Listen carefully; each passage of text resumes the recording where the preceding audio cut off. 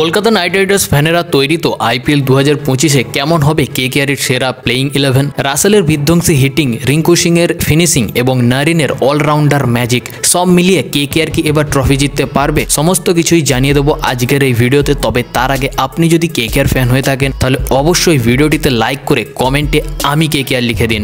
এবছর Kolkata night Riders দল দারুণ শক্তিশালী হয়েছে। আগের বছরের তুলনায় এই বছর দলটা আরও বেশি ভারসাম্যপূর্ণ এবং শক্তিশালী। নতুন ক্যাপ্টেন অজিঙ্ক্য রাহানে দলের নেতৃত্ব দিচ্ছেন এবং তার ফর্মও দুর্দান্ত।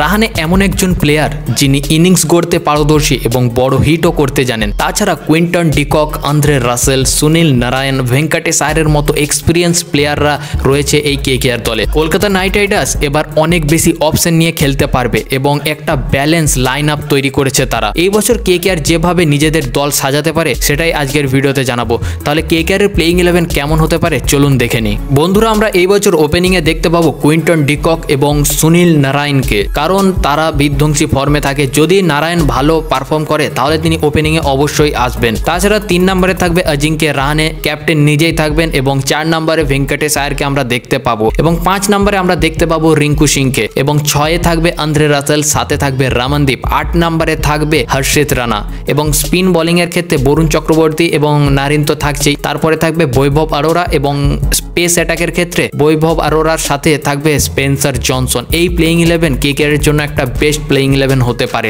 এরপর আমরা যদি ইম্প্যাক্ট প্লেয়ারের হিসাবে কথা বলি তাহলে মনীষ পান্ডে এবং অঙ্কুরিশ রঘুবংশী তারা ব্যাটিং এর ক্ষেত্রে আসতে পারে এবং বোলিং এর ক্ষেত্রে যদি আমরা কথা বলি তাহলে উমরান মালিক পেস অ্যাটাকের ক্ষেত্রে এবং মায়াঙ্ক মার্কান্ডে তিনি স্পিন বোলিং এর ক্ষেত্রে আসতে পারেন। এই শক্তিশালী দল নিয়েই হয়তো কেকেআর এই বছর মাঠে নামবে। আপনাদের কি মতামত বা আপনার নতুন প্লেইং 11 হিসাবে আপনি কোন প্লেয়ারকে আগিয়ে রাখছেন অবশ্যই কমেন্টে জানাবেন।